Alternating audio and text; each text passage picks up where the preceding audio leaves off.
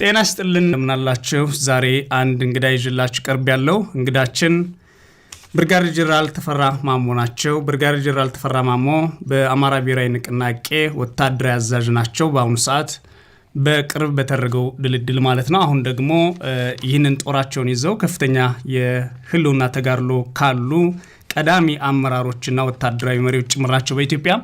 ዛሬ እንግዳችን እሳቸው ናቸው። ከእሳቸው ጋራ በአጠቃላይ የፋኖ እና የአማራ ህዝብ የትግል እንቅስቃሴን በተመለከተ እንደዚሁም አሁን ላይ በድርጅት ውስጥ የሚታዩ በጎና ሌሎችን ጉዳዮች ጭምር አንስተን ውይይት እናደርጋለን። ጄኔራል እንኳን በሰላም መጡ። እንደምን አሉ? ሰላም ነኝ ደህና ነኝ። በጣም እናመሰግናለን ጄኔራል። እንደው የመጀመሪያ ሐሳብ መነሻ የሚሆነው ድርጅታችሁ መስርታችሁ የህዝባችሁን ህልውና ለመታገል እና ህልውና አደጋ የደረሰበትን ህዝብ አደጋውን ለመቀልበስ የሚያስችል ብቁ ቁመና ይዛችሁ በመገኘታችሁ እንኳን ደስ አላችሁ ነው ማለት ፈልገው ጄኔራል። እሺ አመሰግናለሁ። እኔም መልካም። የመጀመሪያ ጥያቄ ጄኔራል የፋኖ አንድነትና አደረጃጀትን በተመለከተ ነው። እሱም ምንድነው? በተደጋጋሚ አንድ መሆን አይችሉም የሚሉ የጠላት ወይም ደግሞ የብልጽግና ሰዎች ነበሩ። እጅ የሚሰጡ ሰዎችም ወይም ሌሎችም ጭምር አንድ መሆን አይችሉም፣ አንድ መሆን የሚችሉበት እድል የለም የሚል በከፍተኛ ደረጃ የህዝቡን ስሜት ጭምር የሚያስቆጣ ንግግር በተለያዩ ሚዲያዎች ሲነገር ነበር። ለመሆኑ እንዴት አንድ አደረጋችሁት ጄኔራል? እሺ አመሰግናለሁ። አንድ መሆን አይችሉም የሚሉት የተሳሳተ ነው። ከመጀመሪያው ያው በትክክል መመዘን ያቃታቸው ናቸው እንጂ የአማራ ኃይል አንድ እንዲሆን ኃይለኛ ግፊት ከታች ያለው ተዋጊው የመካከለኛው አመራር በመሪው ላይ ኃይለኛ ግፊት ያደርስ ነበር። ይሄ በከፍተኛ ደረጃ እንደነበር እኔ አሳምሬ አውቀዋለሁ። ወደ ፋኖ እንደገባው ብዙዎቹን ከታች ያሉትን አብዛኛውን የብርጌድ የክፍለ ጦር አመራሮችን ለማግኘት ሞክሬ የነበረው ግፊት ፈጥናችሁ አንድ አድርጉና ፈጥናችሁ አዋህዱን የሚል ነው የነበረው። ስለዚህ ዋናው ኃይሉ አንድነቱን በከፍተኛ ይፈልገው ነበር። እንግዲህ ከዚህ ላይ ገና ያልተሰሩ የሚቀሩት የነበረው ላይ አመራሩ ላይ ነበር።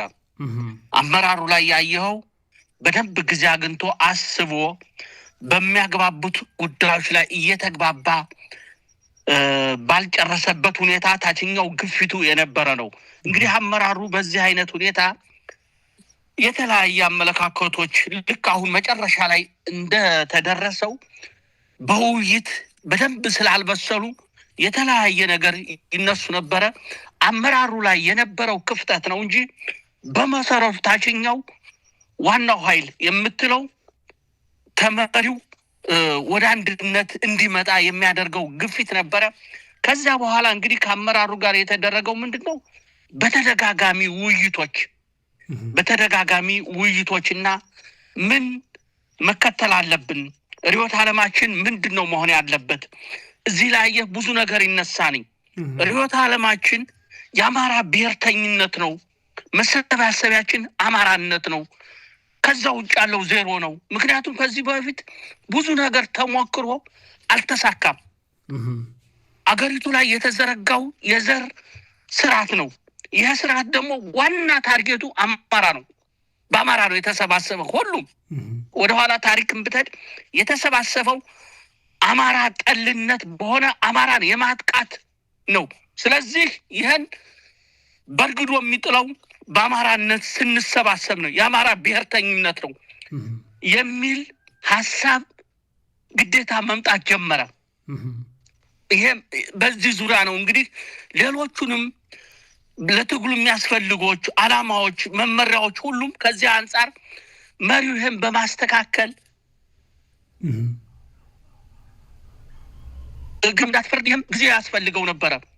ዝም ብለህ አይተህ ከሆነ የአማራ ትግል አነሳሱ መጀመሪያ ባመጽ ነው የተነሳ። እንዳመጽ ነው ግፉ ከመጠን በላይ ከሚሸከመው በላይ ሲሆን ሁሉም ወረዳ ላይ ብድግ አለ አንድ ጊዜ አግኝተህ መሪዎች መርጠህ ሐሳቦች አስቀምጠህ አይደለም። ስለዚህ ከዚህ የተነሳ አንዱ ይሄ የፈጠረው ካልሆነ በስተቀር አማራ ሊደራጅ አይችልም የሚለው ዝም ብሎ ከርቀት የሚናገረው የሚለፈልፈው ነው እንጂ አማራ ተደራጅቶ ጥላቱን ሊመታ እንደሚችል ነው ያሳየው ነው። ሌላኛው ሰርጎ ገቡ መብዛቱ ነው። ሰርጎ ገቡ በዛ። ይሄ ነዋይ ፈላጊው አለ። ነዋይ አሰፍስፎ በፋኖ ተጠግቶ ይሄ የሚቦጠቡት አለ። እንደገና ደግሞ ዝና ፈላጊ አለ። በተለያየ የከሰረው በዚህ ሊጣበቅ ይፈልጋል። ሰርቶ ውጤት ያላመጣው ይሄ ሁሉ ተሰባሰበና ይሄም ትልቅ በሽታ ሆናየ። ይሄን ማጥራት ይጠይቃል። አንዳንዱ ጥላት ሰርጎ የገባም ስለሆነ ፋኖዎችን በሚገባ ይጠጋና አስታራቂ መስሎ ልክ የጥላት ስራ ይሰራል። አይታ ከሆነ በየሰዓቱ የማይመለከተው ስለ ፋኖ ነው የሚያወራ። ግርም ይልሃል። አይኑን ጨፍኖ አንዳንዱ እኮ ስታዩ አይኑን ጨፍኖ በከፈተው ሚዲያ ስለ ፋኖ ነው የሚለፈልፈው። አማራ ጠል የነበረ ጸረ አማራ የነበረ ቁሳዊ ሰቀቀኑን ለማራገፍ በአማራ ላይ መጥቶ ታዘለብን። ከየትም ቦታ ይሄን ገፍትረህ መንግለህ መጣል ነበረ። ይሄንም የመመንገል ስራው ራሱን እንዲሆን ራሱን ሆኖ እንዲገኝ የማድረግ ስራው ይጠይቅ ነበረ። እዚህ ላይም ነው አንዱ የተሰራው። ይሄኛው ነው እጁን እንዲኮረኩም ያደረግ ነው። በዚህ ላይ ቀና የሆኑ ደግሞ ይሄ ትግል እንዲሳካ በሐቅ የሚለፉ ደግሞ አሉ። አብረው ከጎናችን የሆኑ ምሁራኖች፣ የሶሻል ሚዲያ በእናንተ ደረጃና በሌሎችም ያሉ ልክ ይሄ ነው። ይሄን መለየት ማንጓለል ይጠይቃል። ይሄን ለማንጓለል ጊዜ ይጠይቃል። ይሄን ሳታንጓልለው የተደበላለቀ ነው። ምክንያቱም አማርኛ ለሁሉም የተመቸ ነው። መጥቶ በአማራ ቋንቋ ነው እያንዳንዱ የታዘለው። የተጣበቀው በአማራ ባህል ነው። በአማራ ባህል ታዝሎ ጸረ አማራ ነው። አማራን ለማነተብ ነው። አይተውሃኒ አንዳንዱ እኮ ምንም እንትን ሳይለው ጸረ አማራ ሆኖ ፕሮግራሙ በአማራ አስተካክሎ አማራን ለማጥፋት የሚዳክር ነው። ይሄን ገፍትሮ የሚጥለው ጠንካራ ብሔርተኛ ኃይል ሲመጣ ነው። ስለ አማራ ቀና ከሆኑ ኢትዮጵያውያኖች ጋር ክፍት ነን። ከዛ ውጭ ግን በአማራ ጉዳይ እኛው ነን የምንፈታው አደብ ግዛ የሚል ልክ የሆኑ አይነት ኃይል ለማምጣት ጊዜ ይጠይቃል ለማለት ነው። ይሄ ነው በዚህ ያለኝ። ልክ ነው ጀነራል። አሁን የተመሰረተው ድርጅት ጽናቱ፣ ጥንካሬው በርሶ አይን እንዴት ያዩታል? አሁንም አንዳንዶች አይ ችግር አለበት ፈረሰ ተናጠ ይላሉ። ቀደም ሲል የእርሶ ሚዲያ በደንብ ባይከታተሉም እና ከዚህ አንጻር ምን አይነት ድርጅት ነው የመሰረት ነው ብለው ያስባሉ ጀነራል? ይሄ በእኛ በኩል አንዳንድ ጊዜ ተመልከታቸው። አንዳንድ እነዚህ ጸረ አማራ የሆነው እስከሚሞት ድረስ እንደዚያ እያለ ነው የሚለፈልፈው። እስከሚሞት እስከምትቀብረው ድረስ እንደዚህ ነው። ይኸው የመጀመሪያ ጥላትህን መናቅ የለብህም። ለጥላትህ ሳታጋንን ሳታቃልል ተገቢ ሚዛን መስጠት ያስፈልጋል። አሁን ይሄ የሚለፈልፈው ብልጽግናና በብልጽግና ዙሪያ የተኮለኮለ ተመልከት። ተደጋጋሚ አሁን እቅዳቅደዋኒ እቅዳቸው አልተሳካም። ሁልጊዜ ይጮሃሉ። ድንጋይ የሚወረወረው ፍሬ ወዳለበት ነው። ለምንድነው አሁን እኮ አጀንዳው ኢትዮጵያ ውስጥ ፋኖ ብቻ ነው። ለምንድነው ፋኖ ብቻ የሆነው? ያለ ምክንያት ፋኖ ይላል። የፋኖን ስም ለማጠልሸት የሚዳክረው አይታቸው ከሆነ አንዳንድ በእናንተ ደረጃ ሶሻል ሚዲያ የሚሰሩ አይታቸዋል። ክፍት ስታረግ ካለ ፋኖ ሌላ የሚናገረው ነገር የለም። ይሄ እዛው እንዳለ ሳንናገረው የፋኖን ጥንካሬ ነው የሚያነሳው። ስለዚህ ከዚህ በኋላ ሄደኮ ሰበሰብ ነው እንደ አማራ ሰበሰብ ነው። ትክክለኛው መፍትሄ አገኘን። ከዚህ በኋላ የአማራ ችግር በአማሮች ነው የሚፈታው። ሌሎች ቀና የሆኑ ኢትዮጵያውያኖች ጋር አብረን እንቀጥላለን። ብቻችን መጓዝ አንችልም። ስህተቱ ይሄ ባለመሆኑ ነው። ሌላው የተኮለኮለ ዙሪያውን የሚንጫጫ ጫጫታም በራሱ ቋንቋ በራሱ ብሔር የማይተማመን ሆኖ ነው የሚዳክረው ከዚህ በኋላ በዚህ። ስለዚህ እንደዚህ ነው የሚለው ጊዜ ያሳየዋል። ያላሉት የለም እኮ አይደራጁም ብለው ነበር አይደለም? አሁን ምን አሉ? ሲደራጅ ምን አለ? ይሄ በወደፊቱ እያየ ሄዳል። ምንም የሚያመጣው ነገር የለም። ከዚህ በኋላ የአማራ ትግል ልክ ሌሎችን መጋፋት በማይችልበት የራሳችን ውስጣዊ ክፍተቶች እየዘጋን ከሌሎች ጋር ስርዓት ባለው የምንሄድበት ሁኔታ ነው ያለው። ይሄን ለማድረግ የሚያስችል ከበቂ በላይ ኃይል በፋኖ አለ። በማይጠበቅ ሁኔታ ሁሉንም ያቀፈ ነው። በትላል የመንግስት ስራ ላይ ሲሰሩ የነበረ በትምህርታቸው ርቀት የሄዱ በልምድ የተካኑ የብሔራቸው መጠቃት አንገብግቧቸው የገቡበት ነው። ይሄ ወደፊት የምታየው ነው የሚሆነው። ስለዚህ ይሄኛው ከጫጫታ አያልፍም። እስከምንቀብረው ድረስ ራሱን እያታለለ ይኖራል ለማለት ነው። ይሄ ነው። አመሰግናለሁ ጀነራል። ሌላ እና ዋናው ጉዳይ በቅርብ ጊዜ ደግሞ በስፋት የሚነሳው ከትግራይ ጋር ይገናኛሉ፣ ከኤርትራ ጋር ይገናኛሉ፣ ከግብጽ ጋር እና ከነዚህ ኃይሎች ጋር ይገናኛሉ። የሚገናኙበትም ዋነኛ ምክንያት ሀገር ለማፍረስ ነው የሚል በስፋት ይነሳን። ጀነራል እርስዎ የጦር መሪ ነዎት፣ ይህንን ጉዳይ እንዴት ነው የሚያዩት? እሺ እንግዲህ ከማን ጋር መገናኘት እንዳለብን የምንወስነው እኛ ነን። መነሻችን ደግሞ ይዘነው የተነሳነው ዓላማ ነው። ዓላማችን ለማሳካት እነማን ጋር ታክቲካል አሊያንስ፣ ስትራቴጂ አሊያንስ፣ ሌሎቹንም እነማን ጋር መሆን አለበት የሚባለውን የምንወስነው እኛ ነን ነው። እንግዲህ ይሄ የሚወሰነው በተለይ አሁን ነው ስልክ አሁን የተደራጀ መሪ አለ።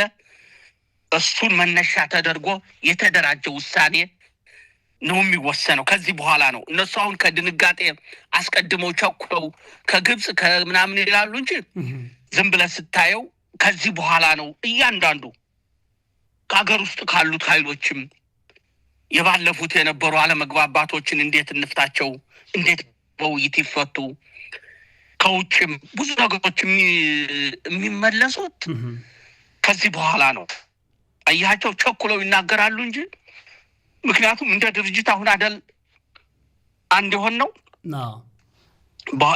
ስለዚህ ከዚህ የተነሳ ወደፊት በትክክል ሲወሰን በዛን ጊዜ የሚገለጸው የሚሆነው አሁን ዝም ብሎ ስጋታቸው ነው። እነዚህ ይኸው ተመልከት እንግዲህ የስጋታቸው ምክንያት የፋኖን ጥንካሬ ላለማንሳት የተቸገሩ መሆናቸውን ባለፈው ህወሓትና ሻዕቢያ ወጋና አሉ።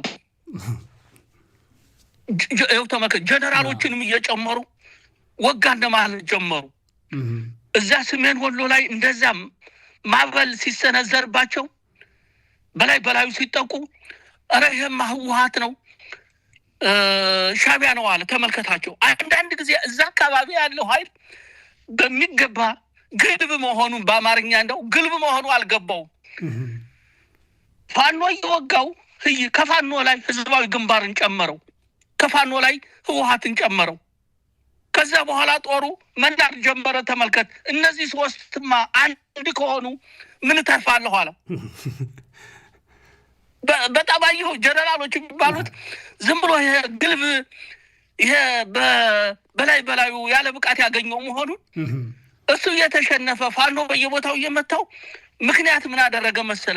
ምንም የሌሉ ነገሌ ያሉና ጦሩን እንደገና ፍርሃት ለቀቀበት።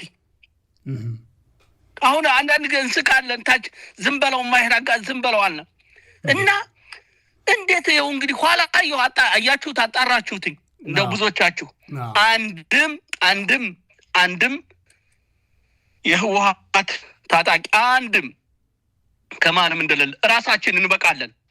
ምክንያቱም እኛ ስንጀምር ምንድነው ራሳችን እናደርገዋለን ብለን እኮ ነው። ይሄን ኃይል አይቻልም ምናምን የሚለው አንተ አይደለም የምትወስነው እኛ ነን ወሳኞቹ ብለን ነው ወደዚህ የገባ ነው። ስለዚህ የለፈለፈ ቢለፈልፍ እሱ ማንኛው እንደመታው ተናገረ አልተናገረ የኛ ትግል በዛ ነው ይሄ ነው እንጂ ከዚህ በፊት ቀደም ሲል እንዳነሳው የተደራጀ ነገር ኃይል ስልህ እንደ ድርጅት ባልነበረበት ከዚህኛው ከዚህ አትለም። ስለዚህ በዛ ነው ይሄኛውም ለማለት ነው።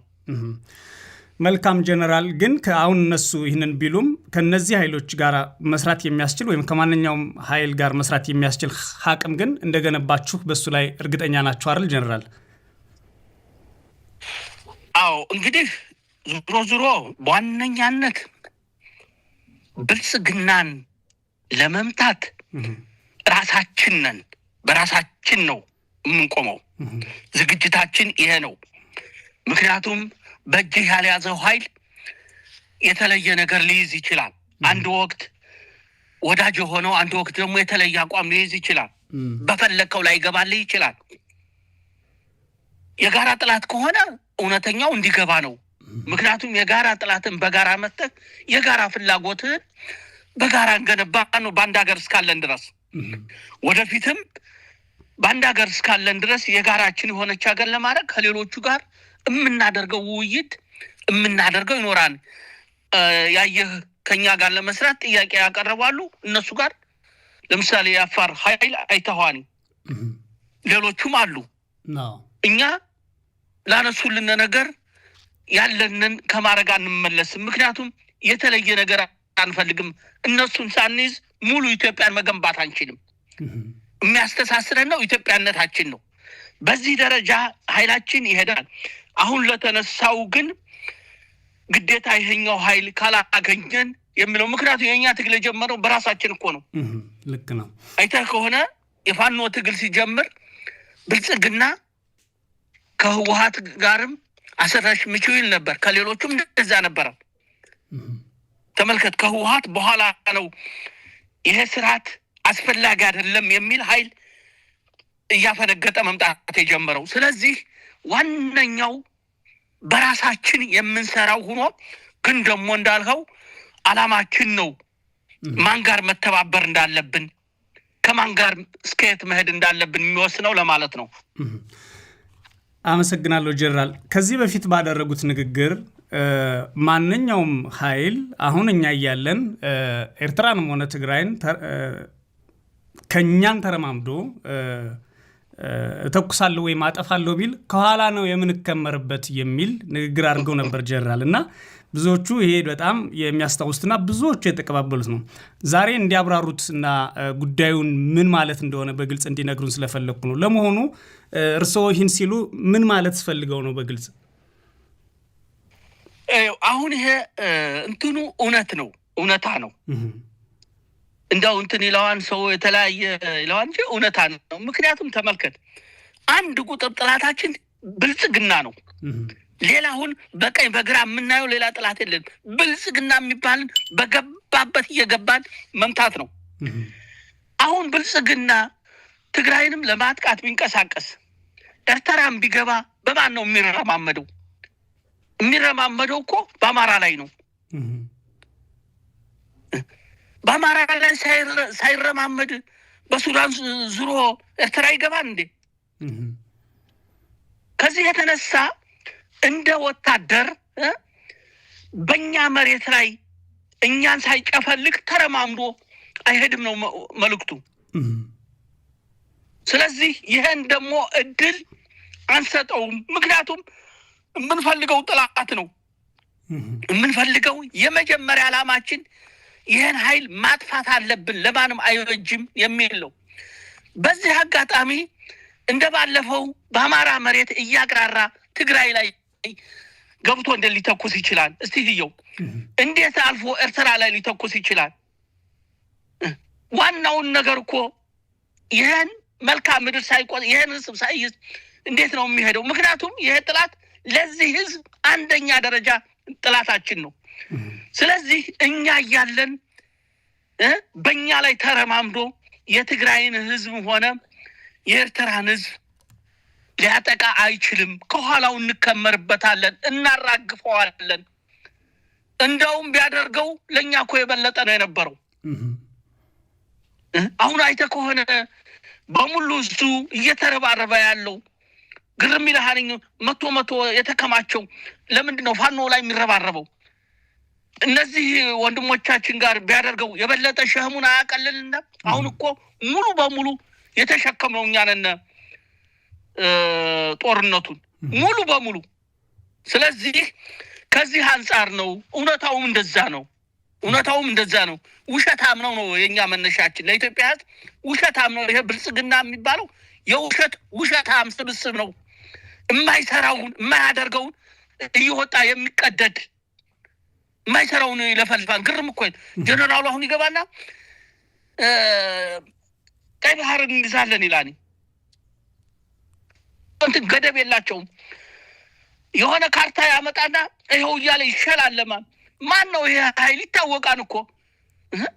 ግማሽ እኮ ኤርትራ ተማርኮ የነበረው፣ ግማሹ በኢህአዴግ ተማርኮ የነበረው ሁለተኛ እየተማረከ ሊቀጥል ነው።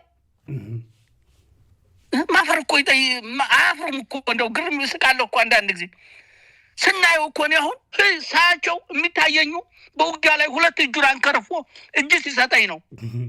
አሁን ይሄን ከኔ አይምሮ እንዴት ትፍቀዋለህ? ስልጣን ሲይዝ የተለያየ ነገር አቅም እንደሚያገኝ ትበዝነዋለህ። እና የማያደርጉትን ጭራሽ የኢትዮጵያ ሕዝብ ባህል፣ የአማራ ባህል፣ አማራ የማይሰራውን አይናገርም። አማርኛ የሚሰራ ሰው አይናገርም። የሚሰራ ስብስብ ጸጥ ብሎ ነው የሚሰራው። ይሄ እኮ የማይሰራውን ለፍላፊ ነው የሚል መልእክት አዘል ነው። ይኸው አሁን እኮ ማሸሻየኸው ያን ያህል ደንፍተው አሁን ማሸሹ። ለምን ጀግና ከሆነ አያደርገውም? እሺ ጀግና ከሆነ በአማራ ላይ ተረማምዶ ቀይ ባህርን እስቲ የያዘው እንጠብቀሃለን እኮ አሉትኝ። ቀፎ መሆኑን የምርኮ መንጋ 20 ሺህ እያስማረከ ለዓለም እያሳየ እንቆጣጠራችኋለን ይባላል እኮ። ይሄ እኮ መታረም አለበት። እኛ አይደለንም እኮ ማንሳት ያለበት፣ ሌላው ኃይል ነው። የለም ስርዓት የላችሁም፣ ገደብ የላችሁም። የማሰሩትን እየተናገራችሁ ኢትዮጵያን አወረዳችኋት፣ አረከሳችኋት።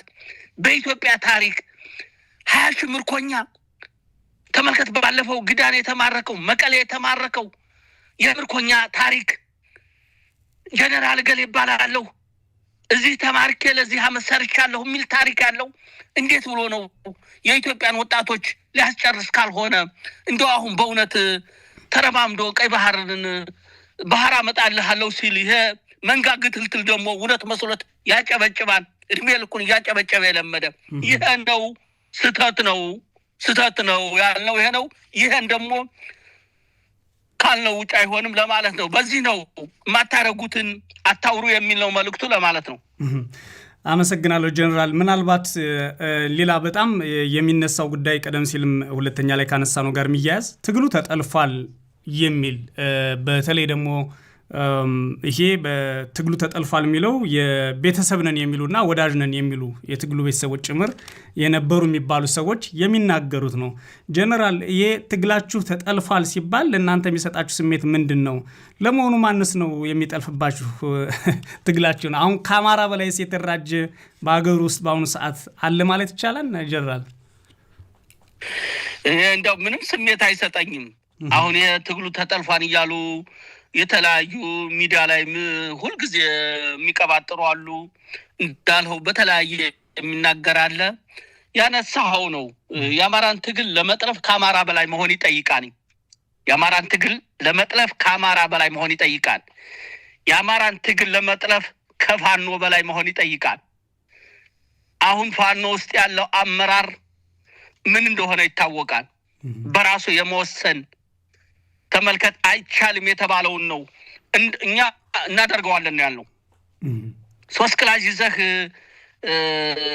ማታረገውን በድሮን እንቀጠቅጣለን አደል ያለን ነው። አይ ደህና እኛ እናደርገዋለን፣ ማናደርገው ነገር የለም፣ ልክ እናስገባሃለን። ይሄ ነው የኛ ስነ ልቦና። ይሄ በአማራነታችን ያገኘ ነው። ይሄ ተገንብተን ያደግነበት ነው። መጀመሪያ የአማራን ትግል ለመጥለፍ ከኛ በላይ መሆን አለበት። እኛ በገባንበቱ መግባት አለበት። እኛ የወሰነውን መወሰን አለበት። ይሄ በሌለበት የሚለፈልፈው ከልፍለፋ አያልፍም። ማፈሪያ መሆኑን ነው የሚያሳየው። ተመልከት። ስለዚህ እዚህ ላይ ምንም ከልፍለፋ ማን ነው የሚጠፋው ብትለው ማን ሊል ነው? ኑሮውን ውጭ ያደረገ ከኢትዮጵያ ተሰዶ ኑሮውን ውጭ ያደረገ ወይም በተለያየ ትግሎች ሞክሮ ያልተሳካለት የተለያየ ነገር ያደረገ ትግል ይጠልፋን ብሎ ይለፈልፋል እንዴ? እስቲ ተመልከተው። አሁን አንዳንዱ ግርም ይልሃል። ተቸግሮ ውጭ ሀገር ሌሎች ባዘጋጁት ሀገር ሌሎች በገነቡት ሀገር እየኖረ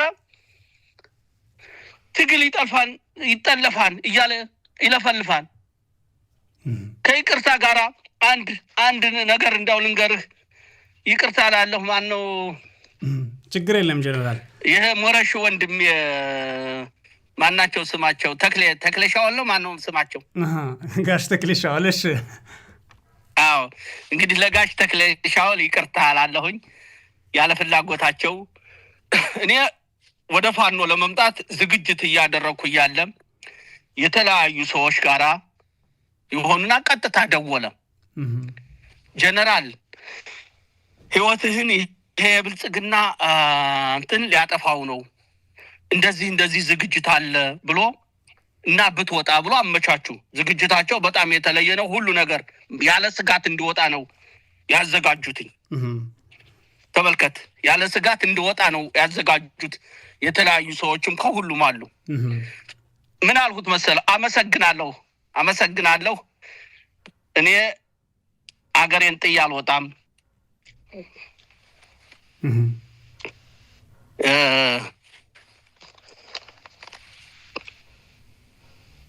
የአማራ ወጣት እያለቀ ዳር ሁኜ ዜና አላዳምጥም። የአማራ ወጣት እያለቀ ዳር ሁኜ ዜና አላዳምጥም። ስለዚህ አይሆንም ደህና ብዬ በዛየው። እንግዲህ ተክሌ ሻውል በእውነት አሁን ወደ ጫካ እንደወጣሁ ይሄን ምስክር ሊሆን ይችላል። ፋኖ ያለ መሪ እንደዚህ አይነት ነው። እኔን እንደ ምሳሌ አስቀመጡ እንጂ ብዙዎቹ ግርም የሚልህ አንዱ ደስ የሚልህ ታች ያሉ የሚዋጉትኝ ጠጋ ብዬ ስጠይቃቸው ሁሉ ነገር አላቸው። እጃቸው ወርቅ ነው። የሙያ እንትናቸው እርግፍ አድርጎት ነው የገባ እና አንዱ የአማራ ብሔርተኝነት እንደዚህ ነው እንዲሆን የምንፈልገው። አማራን ጥለህ ተሰደህ ዳር ሁነህ እንደዚህ ቢሆን ብትል እድሜ ዘመንህን እየጮህ ትኖራታለህ።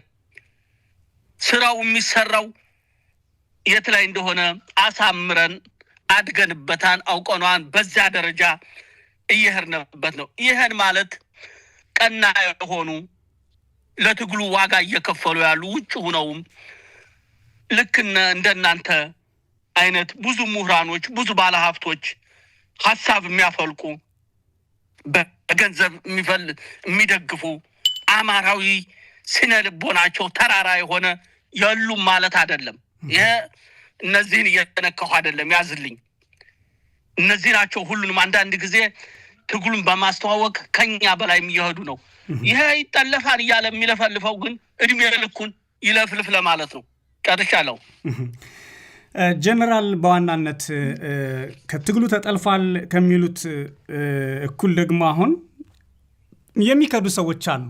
በጦራቸው ውስጥ አመራር ነበሩ የሚባሉ ሰራዊት አላቸው የሚባሉ የተለያዩ በፋኖም ውስጥ የተለያዩ ስያሜዎች የነበራቸው ሰዎች ይከዳሉ። ጀነራል፣ ለምንድን ነው የሚከዱት?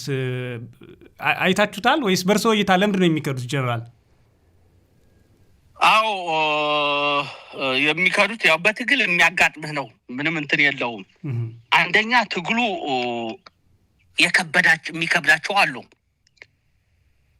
ትግሉ ይገባና መጀመሪያ በስሜት ይገባና መጨረሻ ላይ ግን ውጋን ያህል ነገር ከባድ ነው። አሰልጥነህ በቀጥታ ደፋር ፈጣን መሆን ይጠይቃል። ይሄን የማይቋቋመው ቀላል እንዳይመስልህ። ይሄን የማይቋቋመው ኃይል አለ። ይሄ እንዳልኸው ይሄ በዚህ ደረጃ ትግሉ ይከብደዋል። ትግል ጀምሮ መጨረስ ይጠይቃል። የትግል ስኬቱ ጽናት ነው። በጽናት መዋጋት ነው። ይሄን መቋቋም የሚችለው ኃይል አለ። ከዚህ የተነሳ ምክንያት ሲያገኝ አብሮሱም ትግሉ ተጠለፈ ይላልኝ ማውቀው እገሌ የገባበት ይላል። ምክንያቱም በምን ይውጣ አንዱ ይሄ አለ። ሁለተኛው ሰርጎ የገባውም አለ። የሞላጫ ሌባ ሰርጎ የገባለ ሰርጎ የገባውም እየተያዘ መጣ። ምክንያቱም ሰርጎ የገባው ታውቀዋለ ውጊያ ላይ ጠንክሮ አይዋጋም። ምክንያት ነው የሚያበዛው። አሁን በቀደም ባለፈው የገቡት አንዳንዶቹ አይታቸው ከሆነ ሰርገው የመግባታቸውን ከመግባታቸው ስለ ቀይ ባህር ይለፈልፋሉ። ስለተለያየ ነገር ይለፈልፋኒ። ይሄ የተነገረው ነው። ንግግራቸው እኮ ማየት ትችላለህ። ልክ ገዥ መደቡ ብልጽግና የሚለፈልፈው ይሄ አለ። ሌላኛው ደግሞ የነዋይ ጥማት ያላቸው አሉ። እነዚህ አንዳንዶቹ ግርም ይልሃን። ይሄ እንደው በትክክለኛ አማርኛ ከተገለጸ ስጋቸውን ቦርቡሮ አጥንታቸውን በስቶ እስከ መቅናቸው የሚሰማቸው ንጣታሞች አሉ። እዚህ በፋኖስም እየዘረፈ የሚዘርፍ በፋኖስም የሆነ ነገር ሲዘርፍ አሁን አንዳንዶቹ አይታ ሳይታዘዙ ባንክ ዘርፈው መልሱ ተብለው የመለሱ አሉ ተገደው ገበሬዎቹን አላግባብ የሚያሰቃዩ። ይሄ ኃይል ደግሞ አለ ተመልከት። ይሄ ኃይል ይሄን ሲያገኝ ትልቅ ምክንያት ይፈጥርና ገብቶ እዛ አይተዋኒኝ ሰልባጅ የሆነ ሱፍ ገዝተውለትኝ ያን ለብሶ አያፍርም። በቴሌቪዥን ቀርቦ ይለፈልፋኒ። ትናንት እኮ ዳስፖራውን ገንዘብ ላኩልኝ እያለ ሲለምን የነበረ ንጣታም ተመልከታውን። አንዳንዶቹ የሌለውን ጦር 30 ሰው ይዞ የዚህ ጠቅላይ ዝነኝ ናኒ የዚህ ሲለ የነበረ ለፍላፊ አሁን እድሉን ይችን አጋጣሚ ተጠቅሜ ልሂድ የሚል ስለሆነ ይሄ ኃይል ለኛ ብዙም እንትን የሚለው ነገር የለም። ምክንያቱም ትግሉ የምናሸንፈው በግብስብሶች ባሰርገሰስ አይደለም። ጥራት ባላቸው መንፈሰ ጠንካሮች ጥላትን ተረማምደው በላይ የሚያጠቁ ማድረግ የሚችሉት ነው። ለኛ አንዳንዱ እንደው ይሄ ነው ባይባልም መገፈፉ ጥሩ ነው ለማለት ነው። ጀነራል በተለይ የሁኔታ ሊታይ የሚችለው የአማራን ስነልቦናና የአማራን ባህል ነው። ቀደም ሲል እርሶ ሲያነሱት የነበሩት አንዱ ከዚህ ከውጊያ ስነልቦና ጋር ተያይዞ አማራ ተኳሽ ነው የሚለው ነው። ተኳሽ ነው። ይሄ ደግሞ በብዙዎች የተረጋገጠ ነው። ይሄም ከብዙ ልምድ የመነጨ ነው። አሁን እርሶ በሚመሩት ጦር ውስጥ ይሄ ህዝብ በተለይ ገበሬው፣ ወጣቱ፣ ልዩ ኃይል የነበረው መከላከያ ኃይል የነበረው ሲመጣ ተኳሽነቱ፣ ወታደርነቱ፣ ሀቅሙ ምን ያህል ሆኖ አገኙት? እንዴትስ ነው እያቀናጁት ያሉት ጀነራል? አሁን እንግዲህ አንድ የአማራ ትግል በጣም ጥሩ የሆነው ይሄ የተሰባሰበው ብሔርተኛው ነው። በመሰረቱ የአማራ ጉዳይ የሚሰማው የአማራ ጉዳይ የኔ ጉዳይ ነው፣ እኔ ዋጋ መክፈል አለብኝ የሚል ነው። አሁን ከዚህ የተነሳ ምን ሆነ መሰለህ? የተሰባሰበው ኃይል ፋኖ በፋኖ የነበረው አለ። ወጣቱ ከቤቱ የወጣው ወጣቱ ቀጥታ ወደዚህ የገባው ኃይል አለ። የውትድርና ስልጠና የሰለጠነው ከተዋጊ እስከ ላይ ድረስ ይሄ ኃይል አለ። እንዳለው በፖሊስ በልዩ ኃይል በሁሉ የነበረው አለ። አንዱ የአማራን ትግል ያፈጠነው የዚህ ስብስብ መሆኑ ነው። ተመልከታውን በሽምቅ አይታችኋን በፍጹም ከታች ተነስተ ስንት ዓመታት የህዝባዊ ግንባር ትግል 30 ዓመት ሄደ። ኢህአዴግ ደግሞ 17 ዓመት ሄደ። የሎሎቹ ደግሞ እዛም በላይ ነው። የአማራ ግን አይታ ከሆነ በሙሉ አማራ ነው። አማራ ባለበት ሁሉ ነው የተሰገሰገው። ምን ሆነ መሰለ? ኃይሉ በደንብ የተዋሃደ ኃይል ሆነ። ከሁሉም ያለ ጥሩ ኮማንዶዎች፣ አየር ወለዶች አሉበት፣ ጥሩ ተዋጊዎች አሉበት፣ ፖለቲከኞች አሉበት፣ ሁሉም ነገር አለበት።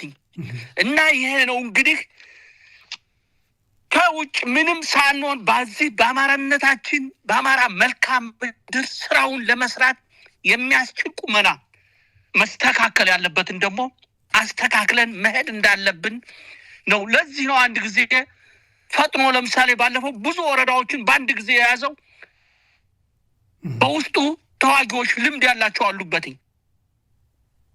ወጣቱ ልምድ ባላቸው ነው የሚመራው።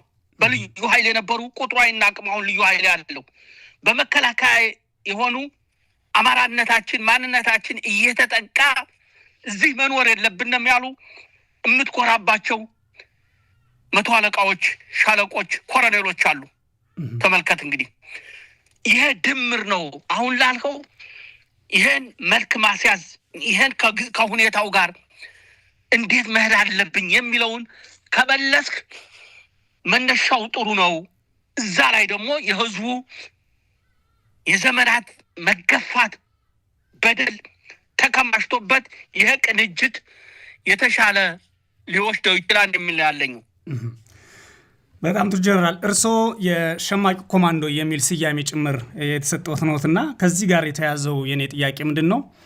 ባለፈው እያሰለጠነው ነው እያደራጀነው ነው የመጣው በህዝባዊ ማዕበልና አብዮትም ጭምር ስለሆነ ወደ ስልጠና ገብተናል የሚልም በሌላ ሚዲያ የተናገሩት ስላለም አሁን ይሄ የሽምቅ ትግልን በተመለከተ እያደረጋችሁ ያላችሁት ማለት ነው ምን ያህል ጠቀመዎት በርሶ ስራ? የብልጽግና ጦርስ የሽምቅ ውጊያ የሚል አዲስ መጽሐፍ በቀድሞ ጀነራል ባሉት ባጫ ደበሌ ጭምር አስጽፎ ለሰራዊት እየበተነ ሽምቅ ሊገጥማችሁ እየተዘጋጀ ነው ያለው። እስካሁን አልገጠማችሁም ማለት እንደሆነ ግን አላቅም። እና የእርሶም አቅም የሽምቅ ውጊያም ሽምቅ የማድረግና በዛ የማሰልጠኑ ሂደት ምን ይመስላል ጀነራል?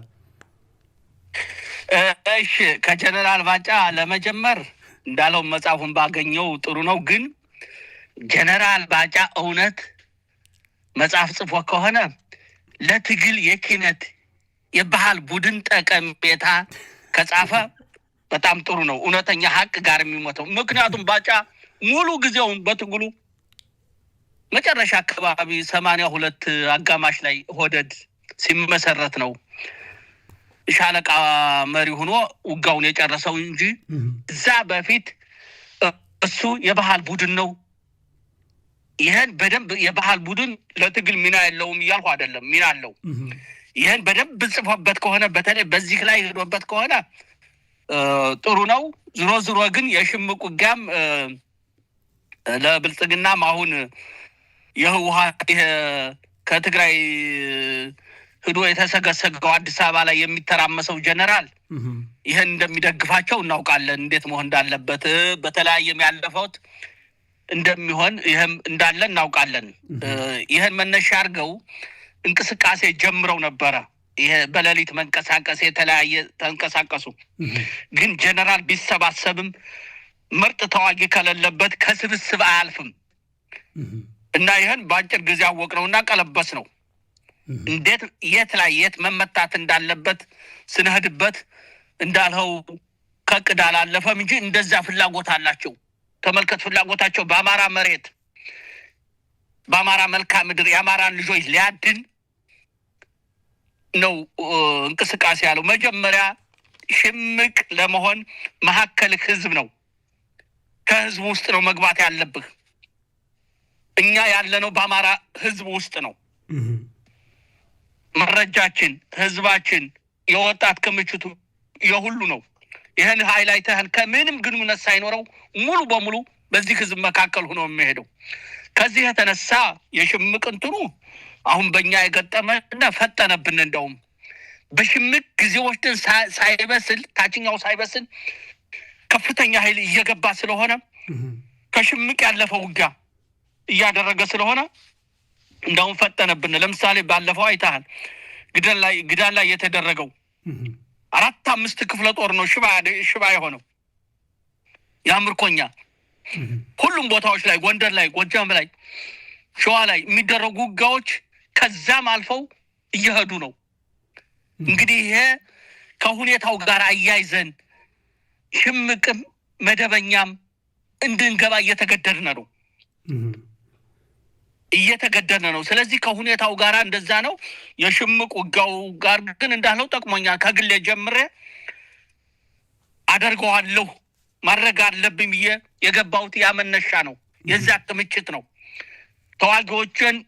ተዋጊዎችን ባገኘሁት አጋጣሚ ይህን የጥላት መሳሪያ ብልጽግና አይተ ከሆነ ጥቁር ክላሽ እያለ ያንቋርር ነበር ይሄ ጥቁር ክላሽ የሚያስፈልገው ተኩሶ መሬት ላይ ጠብ የማያደርገው ለአማራ ፋኖ ነው ላንተ አያስፈልግም ለምርኮኛ ስነልቦና አያስፈልግም ንጠቀው አልኩትኝ ጦሩ ንጠቀው ይሄን ጥቁር ክላሽ አለ ንጠቀው ከተወሰነ በኋላ ጋሽ ጥቁር ክላሿን ይዘናልኝ እምንፈልጋት አንገታሟን ነው አለ ስናይፐሩን ማለት ነው እሱም ያንተ ነው ሁሉ ያንተ ነው ይሄ ያዘውን በሙሉ ንጠቀው የሚለው ይሄ ስነልቦና ነው እየተፈጠረ ያለው እንዳልሆ ደግሞ ከመሬቱ ጋር ታይዞ በዛ ደረጃ ነው አሁን ዘመቻዎች ከፍተኛ ኃይል ነው ያነቃነቀው በሁሉ ግን ከመንገድ እንዳይወጣ ከመስመር እንዳይወጣ ከፊት ከኋላ ከቀኝ ከግራ በየጊዜው ሲተገትገው ያየኸውን በሌላ ኃይል እየተረዱ ማለት ጀመረ ከዛ ደግሞ በድሮን እንሸፍነዋለን አለ አሁን እኮ አንበርክከነዋን ተመልከት ከተረጓችሁት እኮ አንበርክከነዋን ብልጽግ ማን አብይ ምንድን ያለው በእናንተ አልተማመንም አለ ጦሩን ጀነራሎችን እኮ ሰብስበው በእናንተ አልተማመንም በቴክኖሎጂው ነው በድሮን ነው አላቸው እኮ መነሻ እኮ አለው እዚህ ላይ እኮ አብይ እኮ መነሻ አለው ሁሉ ዝመቱ በዚህ ወር ጨርሶ አለ የለም በዚህኛው አለ በየወሩ ዘመቻ ቢያደርግ ወዘተርፈ የሆነ ዘመቻ አዛ ምን አለ ተውት በቃ እኔ እንግዲህ ኢየሱስን ይዤ በማን ነው ስሙ ኢየሱስን ይዤ ምንም ይጠርቀዋል አለና አሁን እኮ በድሮንም እንደፋደፈው ለዛ ነው ከዚህ በላይ ምን ይናገራል የፋኖ ትግል ሌላ እኮ ቦታ መሄድ አያስፈልግም የመሪዎቹን ንግግር ማየት ነው የመሪዎቹን ዘመቻ ማየት ነው እናንተ እኮ ምንድነው ይሄን ያህል ሁልጊዜ ዘመቻ ሆናችሁ ብላችሁ መጠየቅ አለባችሁ በተዛዋሪ ለማለት ነው ስለዚህ የፋኖ ትግል የሽምቁ ውጊያው በዚህ ደረጃ እየሄደ ነው የሽምቁ ውጊያው ግን እኛን ፈተና የጣለና ፈጠነብና ደረጃ በደረጃ ሳድር ፈጠነብና ወደፊት ደግሞ በሚሄደው አሁን በተለይ አማራ አቀፍ ኃይል እየሆነ ስለሚሄድ ከዚህ አንፃር ሰፋ ያለ ዝግጅት ሰፋ ያለ ስራዎች ይጠይቁናል ለማለት ነው እዚህ ላይ ማነሳለው ጀነራል በጣም ብዙ ምርኮኞች ወይም ደግሞ ፈቅደው የሚቀላቀሏችሁ በጠላት የተሰለፉ ብዙ ሰዎች ይገባሉ እኛ በዜና ሽፋንም በተለያየ መንገድ እናያለን በቀጠና የሚወጡትን ዜናዎች እናያለን በቀን ብዙ ኃይል ነው የሚገባው ከመከላከያ ከልዩ ኃይል ግን በመሰረታዊነት ደግሞ ልዩ ኃይሉና ሚኒሻውን ከመናድ ወይም ወደናንተ ከመቀላቀል አንፃር ምንድነው ሐሳባችሁ አንደኛ መከላከያው ሳይዋጋ ይህ ኃይል ውጊያ እንዲያደርግና የርስ በርስ አይነት መልክ እንዲይዝ የማድረግ የብልጽግና ሴራ ስላለ ከዚህ አንፃር ምንድነው የናንተ ሐሳብና ፍላጎት ጀነራል የኛ ምንድነው ልዩ ኃይሉ አድማ ብተና ፖሊስ የሆነው ተቀብለን ማስተናገድ እንፈልጋለን ልዩ ኃይሉ አብዛኛው ገብቷል የተወሰኑ ሰገብጋቦች ናቸው በተለይ በጣም ሰገብጋቦች እዚህ ላይ ላነሳልም ፈልገው በፊት ሳደራጅ ከሻለቃ መሪ ሆነው ተባረው የነበሩ በተለያየ አካባቢ የነበሩ ሰብስብ የነበረ የክፍለ ጦር መሪ የደረሱትኝ ምክንያቱም በፊት ሞጋቸው ጎበዞች ስለሆኑ እና ተቸግረው በስነ ልቦና የወረደ የተናቀ ስራ ሲስተው ስለነበረ በአንድ ጊዜ ብድግ አድርገን ክፍለ ጦር አዛዥ ምናምን ስናደርገው የተወሰነ ገንዘብ መሬት ምናምን ሲያገኝ አሁን ደፍቶ የተቀመጣለ አንዳንዱ ደግሞ በቃ ለመግባት ያመነታ ያላለ ይሄ እነዚህ ካልሆነ በስተቀር ታችኞቹ በተለይ በዛ ደረጃ ነው የመጡት እንግዲህ አንዳንዱ እንዳለው ሁሉ እንትን አይደለም በእንደዚህ አይነት ጊዜ በጣም መንፈሰ ጠንካሮች ቆራጦች ያስፈልጋሉ ቁጥሩ የማይናቀው ራስ ወዳድ ገንዘብ የሚወድ ኮመን በጤና የሚል እነዚህ አሉ እነዚህ አንዳንዶቹ ወደፊት በወንጀል ብቻ ሳይሆን በከፍተኛ የሚጠየቁ ናቸው ከብልጽግና ጋር ሆነው ወንጀል የፈጸሙ አሉ። አሁን በግል ማንሳት አያስፈልግም። ከዛ ውጭ ግን በመሰረቱ ልዩ ኃይሉ አብዛኛው ገብቷን የቀረው የሚገባኒ በዚህ እንደውም ትልቁ ሚና የተጫወተው እሱ ነው። ትልቁ ሚና የተጫወተው የልዩ ኃይሉ ነው ለማለት ነው። በዚህ ደረጃ ነው ያለው። እንግዲህ ይሄ ላይኛ ምንድነው አሁንም መወሰን ያለባቸውን ይወስኑ። ሁሉም ካልወሰነ ሞት እንደወሰነ ይወቀው፣ ሞት እንደወሰነ ይወቀው ለማለት ነው። በዚህ ነው ይሄን የምናየው። መልካም ጄኔራል፣ የአማራ ህዝብ ያለበት ችግር ስፋቱ፣ በደሉ ቃላት የሚገልጸው አይደለም። የደረሰበት እየሆነ ያለው ነገርና አሁን በመላ ሀገሪቱ ላይ እየሆነ ያለው ነገር በህዝቡ ላይ ቃላት የሚገልጸው ነገር አይደለም። እርስዎ የጦር አመራር ነዎት፣ የጦር መሪ ነዎት። ይህንን አደጋ ይቀለብሳል የሚባልን ጦር አደራጅተው ከጓደኞቹ ጋር ሆነው ወደፊት እየመሩ ያሉ ሰው ነዎትና በዚህ ወታደራዊ እይታዎት ለዚህ ሁሉ ተጠያቂው ማን ነው ብሎ ያስባሉ ጄኔራል? እኔ ለዚህ ተጠያቂ ራሱ አማራው ነው ማለት እንግዲህ ሰፋ ይላኒ ከኋላ ይጀምራን ሰፋ ይላኒ ተጠያቂው አማራው ራሱ ነው። ከሁኔታ ጋር መሄድ አልቻለም። ምክንያቱም ሁሉም ድርጅቶች አይተ ከሆነ ጸረ አማራ ሆነው አማራን በጥላትነት ስለው አማራን ለማጥፋት ነው። ሁሉም አማራ ቀኝ ገዣችን ነው ያሉት። ምንድነው ያሉት? ከሁሉ ጀምሮ ሁሉም እናውቃቸው ኢትዮጵያ በአማሮች ፍላጎት ነው የተገነባችው። እኛ ሚና የለንም። ኢትዮጵያ በአማሮች ፍላጎት ነው የተነገባችው። በአማርኛ ቋንቋ ነው አገር አቀፍ ትስስሩ እየሄደ ያለው። የአማርኛ ቋንቋ ነው መገናኛ ሆኖ እየሄደ ያለው። በአማራ እምነት ነው ያለው። ሁሉ ነገር በአማራ ነው የተገነባችው።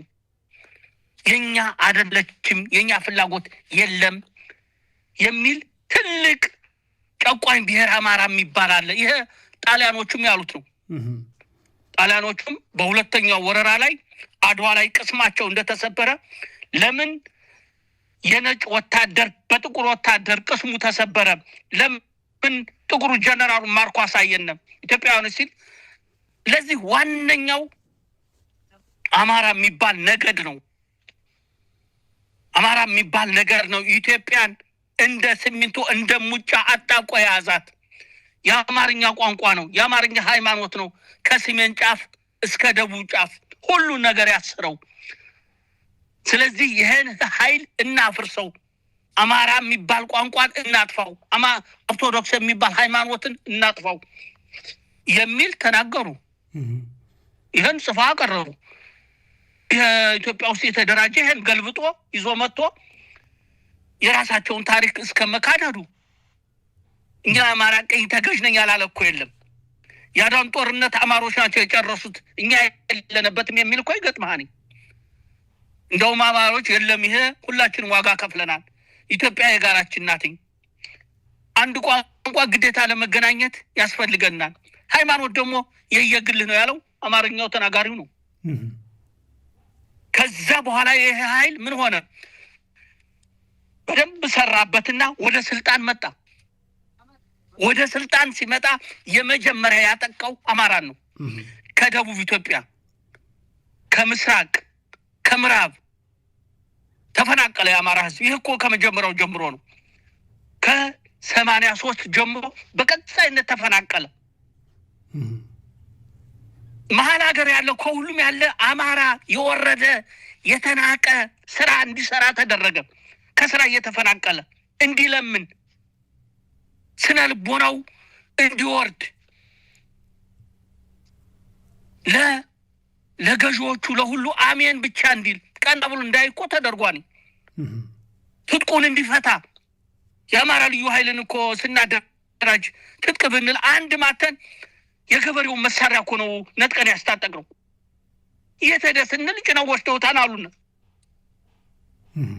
እንዴ ጭራሽ እኮ መኖር የማንችልባት እኮ ነው ያደረጉት። ህዝቡ አይተዋን እየታረደ መሬቱ እየተነጠቀ የሚበላው አጥቶ መጥቶ ጎጃም ላይ፣ ጎንደር ላይ፣ ወሎ ላይ፣ ሸዋ ላይ ሰፈረ። ከዚህ በላይ መጠቃት ምን አለ? ይሄ ሲጠቃ አማራ የሚባለው በተለይ የሚያደራጀው ኃይል ሁኔታውን አይቶ ትግሉን መቀየስ ሲገባው ዳር ሆኖ ወደ አውሮፓ ወደ አሜሪካ ፎርጥጦ እዛ ተቀምጦ ወመን በጤና አለ። እዚህ ላይ መደረግ የጀመሩ የሉም ማለት አይደለም። ፕሮፌሰር አስራት ወልደየስ ይህ አደጋ መጣብህ አለ። አይ አርፈ ተቀመጥ፣ ተረባረቡበት፣ ስለ አማራ እንዳታነሳ ዝም በል ተባለ። መጨረሻ ላይ ያየህ አወዳደቁ አይተዋኒ። ስለዚህ ይሄ ችግር ያለው አማራው ነው። በሌለበት በማይኖርበት ኢትዮጵያ እያለ ማን ነው ያጠቃን ነው? ፈረንጅ እኮ አይደለም መቶ ያረደን ነው እኮ በስልጣን ያለው ኃይል ጸረ አማራውን ህዝብ አስተባብሮ ነው ያረደው። ይሄን መመከት የሚችል የአማራ ብሔርተኝነት መፍጠር አልቻለም።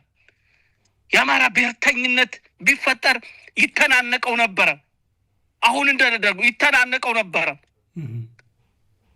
የለም ወደ አማራ መውረድ የለብንም ሚላን ይሄ ምድረ ግትልትል በአማራ ባህል በአማራ ቋንቋ ታዝሎ አማራ ትልቅ ብሔር ነው ወደ እንትን መውረድ ግን አማራ ሲታረድ ዜና እየሰራ የገቢ ምንጭ እያደረገ ነው።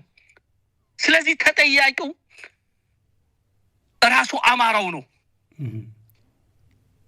እንደ ብሔር ቢደራጅ እንደ ብሔር ቢሰባሰብ በመላ ኢትዮጵያ አማራ አለው። መላ ኢትዮጵያ ሀገራችን ናት።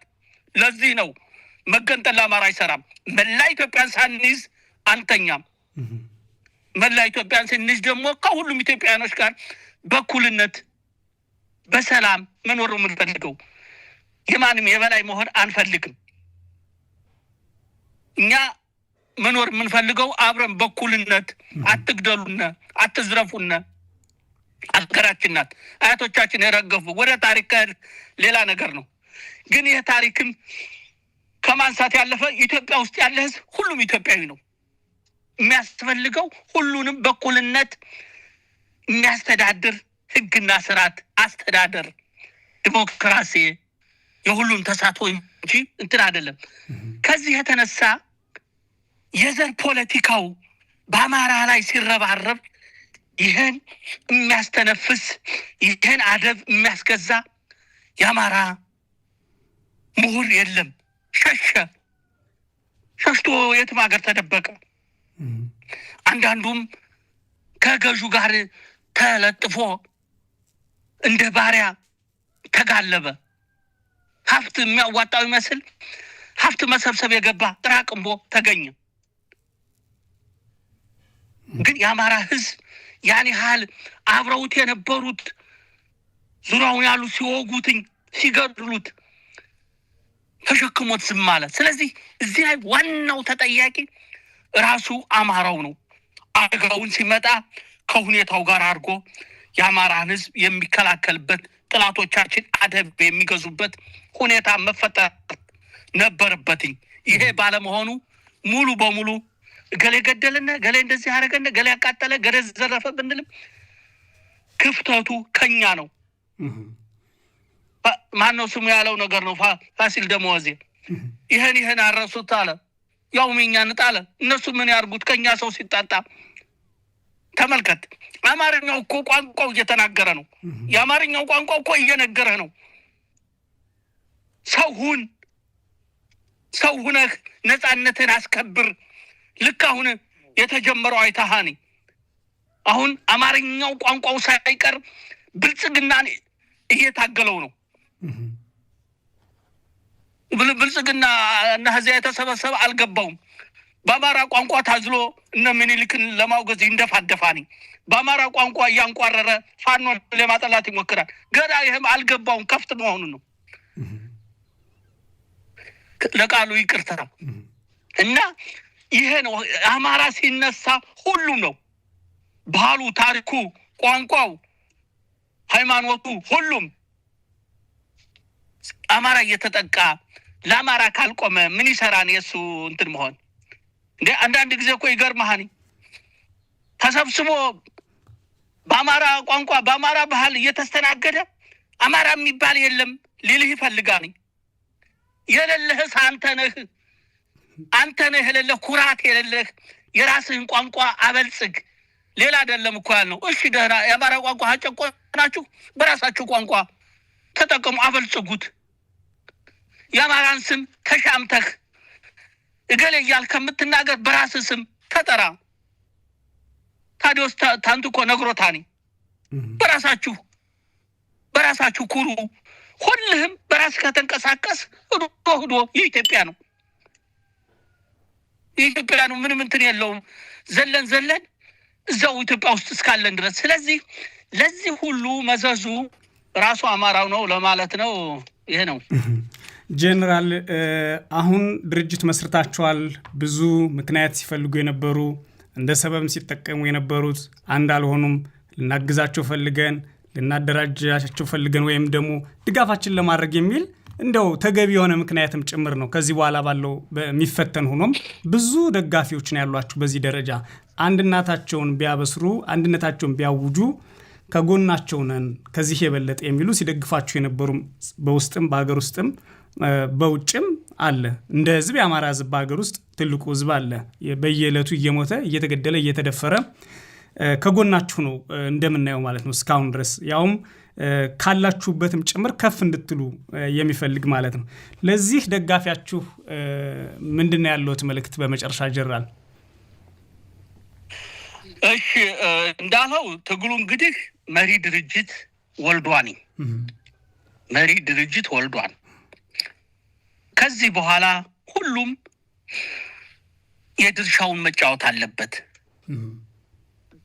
አማራነታችን የጋራችን ነው። አሁን ወደፊት የወጣው ኃይል ብቻ አይደለም፣ የሁላችንም ነው። አይታችኋል በማንነታችን እንዴት እንደተጠቃን። ሁሉም እያንዳንዱ ቤት አንኳኩቷል። አንዱ ይሄ ነው።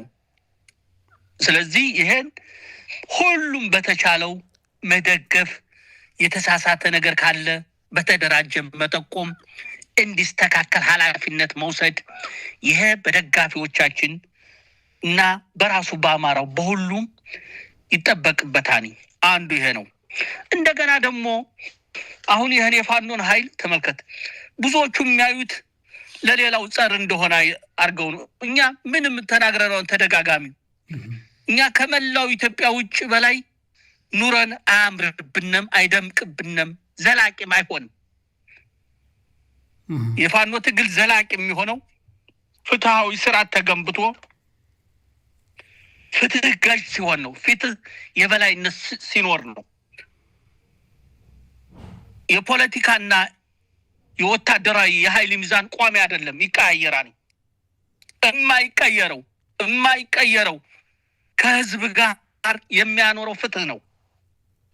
ይሄን አሳምረን እናውቀዋለን። አሁን የተፈጠረው የኃይል ሚዛን የፖለቲካ ሚዛን በፍትህ ካልተደመደመ ደግፎህ አይዞህ ብሎ የታገለው በድንጋይ እየወገረ ያባረራሃል። ስለዚህ ወደፊት አንዱ ከውጥኑ የምንረባረበው ከመላው ኢትዮጵያ ጋር በኩልነት አይታቸዋል። በብዛት የኦሮሞ ወጣቶች ለግላጋ ይማረካሉ። መጀመሪያ ፋኖውን ጭራቅ አድርገው ነው የሚያዩትኝ። ኋላ ግን ተቀብሎ ሲንከባከባቸው ሲያጫውታቸው በቃ የሚናገሩት ከፊታቸው ታየዋለህ። መታወቂያ ሰጥቶ ልብስ ሰጥቶ ያለውን ገንዘብ ሰጥቶ እንትን ሲላቸው እስከሚሄዱ አያምኑ ነበረ። ለምንድን ነው የአማራ ህዝብ ወደፊት የሚኖረው ከኦሮሞ ህዝብ ጋር ነው፣ ከሌሎች ኢትዮጵያ ህዝቦች ጋር ነው። የአማራ ህዝብ በከፍተኛ የተዋለደው የተጋባው ከኦሮሞ ጋር ነው ወይም ከሌሎቹ ህዝቦች ጋር ነው። ይህ ህዝብ የሚኖረው ከዚህ ነው። እኛ ቅሬታችን ለምንድን ነው አማራ ተነጥሎ ሲመታ ምን አይደላችሁ? ጎረቤታችሁን እንዴት ተቀጠቅጡታላችሁ? የትዳር አጋራችሁን እንዴት እንደዚህ ታደርጋላችሁ? ቢኖርስ ችግር ለምንድን ነው የማታስተካክሉ ነው እንጂ ሌሎች ህዝቦችን ለመጫን አይደለም። ለምሳሌ አንዳንድ ቦታ የገጠመን ኦሮሞዎች መጀመሪያ ፋኖውን ሲያገኙ እንታረቅ ያሉ ተሰብስበው መጥተው ምን አጥፍታችኋል ነው ፋኖ እንደዚህ እያለ እንደዚህ ነው አይደለም እናንተ ምን በድላችሁና የበደለን ነው ይሄ ነው ወደሚል ስንሄድ እሱማ እኛስ ምን ሰላም አገኘን ነው። ስለዚህ ሁሉም ኢትዮጵያዊ ሁሉም የጋራ አገራችን በጋራ የምንገነባበት ነው። ተደጋጋሚ እንቅፋት ገጠመን፣ የተለያዩ ለውጦች ተደረጉ፣ የባሰ ነው እየመጣ ያለው። ይሄ እንዳይመጣ ሁሉም ድርሻ ይኑረው፣ ሁሉም ድርሻ ይኑረው። ከዛ በኋላ እያንዳንዱ የራሱን ጉዳይ ራሱ ነው የሚጨርሰው። እኛ በሌላው ማህበረሰብ ጉዳይ ገብተን እንፈትፍት አይደለም እንኑር ነው ያለው። ወደፊት ደግሞ በጋራ የሚያዋጣንን ነገር በጋራ ተሰብስበን የጋራ ሀገር እናደርጋለን። ምክንያቱም አልተሳካም፣ አይታችሁታል። እስካሁን የተደረገው አንድን ህዝብ አብሮ የሚኖርን ለማጥፋት ነገር ነው ይዞ የመጣው። ይሄ እንዳይሆን ሁሉም ድርሻ አለው። ሁሉም በዚህ ደረጃ ነው ኢትዮጵያ ውስጥ ያለ ሁሉም ያሉ ችግሮችን በውይይት እየፈታን የኢትዮጵያ ህዝብ ዘላቂ ልማት፣ ዘላቂ እድገት፣ ዘላቂ ሁሉ ነገር እንዲሆን በውይይት የምንፈታበት ሁኔታ መፈጠር አለበት። አሁን ያለው መንግስት ለውይይት ምቹ እንዳልሆነ አይቶታን ሁሉን ነገር በኃይል ፈታለሁ ነው። በድሮን ብቻ ጨርሰዋለሁ፣ ገንዘብና ኃይል የማይሰራው የለም የሚል ኃይል ጋራ እንዴት ብለህ ነው መኖር የሚቻለው? እና ይሄን ለማለት ነው የሚደረገው ነገር ሁላችንን የሚነካን ችግሩ ሁላችንን ነክቶናል። መፍትሄውም ሁሉም ኢትዮጵያ ነው ለማለት ነው። ይሄ ነው ያለኝ። ጀነራል በጣም አመሰግናለሁ ለነበረን ቆይታ። በመጨረሻ ማለት የሚፈልጉት ነገር ካለ ጉዟችሁንም በተመለከተ የሚቀጥሉት ብስራት ካላችሁም የማለት እድል አለዎት? ብየዋለሁኝ። አመሰግናለሁ። እናመሰግናለን። መልካም ሁሉ እመኝልዎታለሁ። ጤና ሰላም እንዲሆኑ እመኛለሁ። እግዚአብሔር ያክብርልን። አሜን። ሰላም ሁን። አሜን።